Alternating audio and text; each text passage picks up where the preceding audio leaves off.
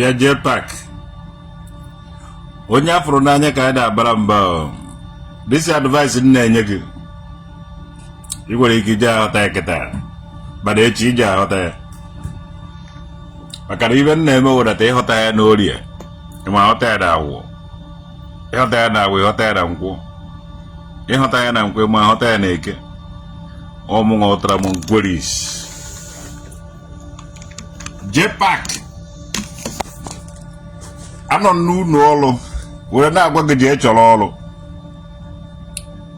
Erivuo nne m n'isi eri bifo were fụ ya uru dị na ya fụ ọhụmahịa dị na ya.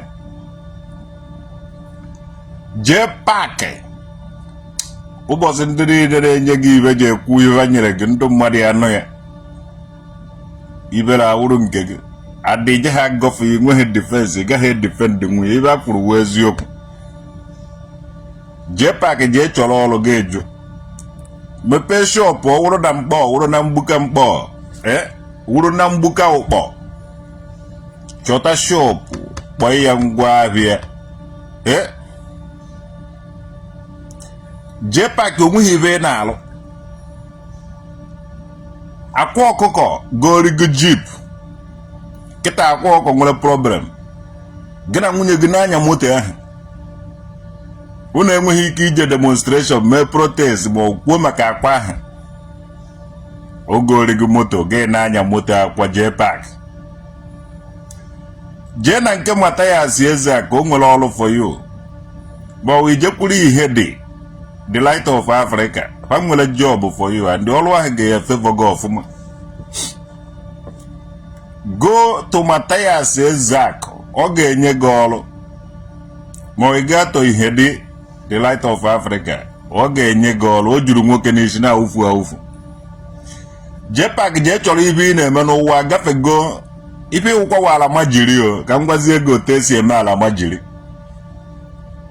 Ndị a na-ejechebe ala ha ji na-eme na-ejebe nnibe a na-eri onye ahụ ka edo onwe ya dị iche gị na ala majiri. Jpac ala majiri ji eje na nke Sultan of Sokoto. Sultan of Sokoto enye ya nri nyebe ibe ebe a bụrụ na-eri nyekwa ofe ma ego.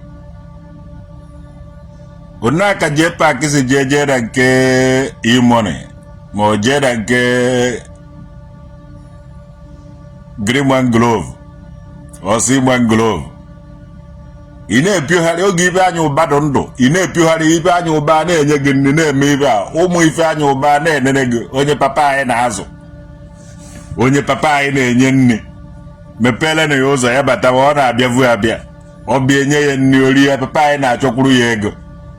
Jpac iwu ifele mmewara ọfụ ụkpọmba ndị ụnụ na-azava ụkpọmba dike to God who made me and you dike enweghị ike ịmụta ori nri ya gụta ọkụ.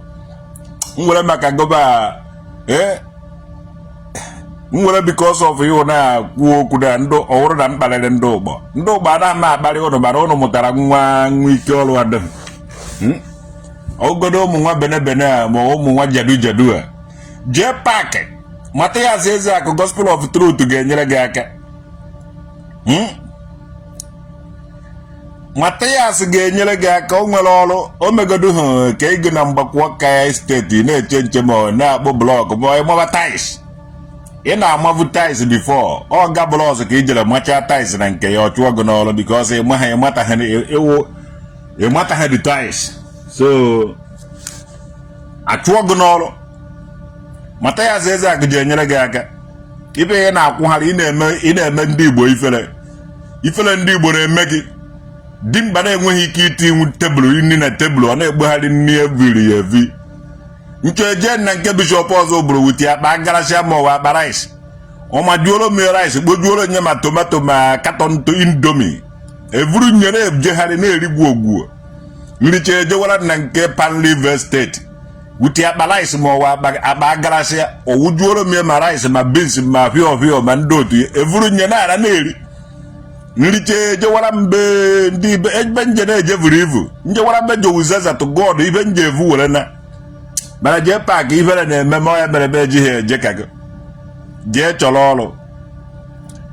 Jpac ọ bụrụ na anya m agwago ndị Igbo ruru 100 million population and if I want to go for evil. You have to go. You declare your mother lazy man, you get ricatan, Ikonya Jesus evil. If you just Konya Jesus evil, these people are capable of being a gunny, Magana Munyag. A quarter worth 7 million naira, go jeep. You might Bishop also go more than 7 million naira.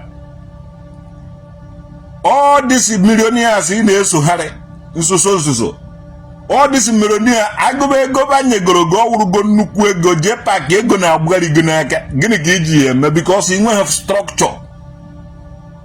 In our Kogo Hotel, Jala, the Kuno Lembo House.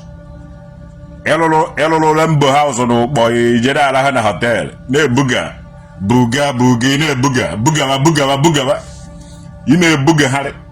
Ne Penti House, ne Rembo House, yellow no bo, Igel renovate your water goloya. Ne Rembo House, Igel no bo. I wouldn't even go Bishop also Bruno and you wa foundation. Ekale my baby, measurement floor. You can go near foundation nada. Jpac, you gube block, you gula na team. You gube hana tea block, you na hello no, but that you na grab what your paint.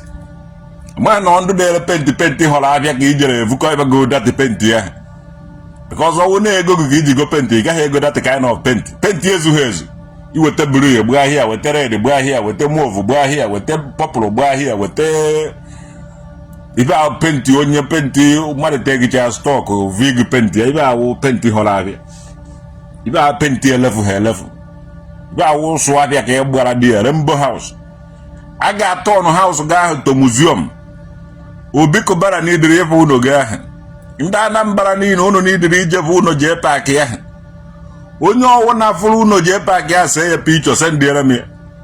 Jedu uno Jpac ya ne sendi neme picho no ando Nollywood. Awe achelo kumari na polisi ya loko ya die. Wulenu unega sa vuto kamonamente. To God who made me a yellow go special house in Anambra. And I won't go to Luna. Let a venture game.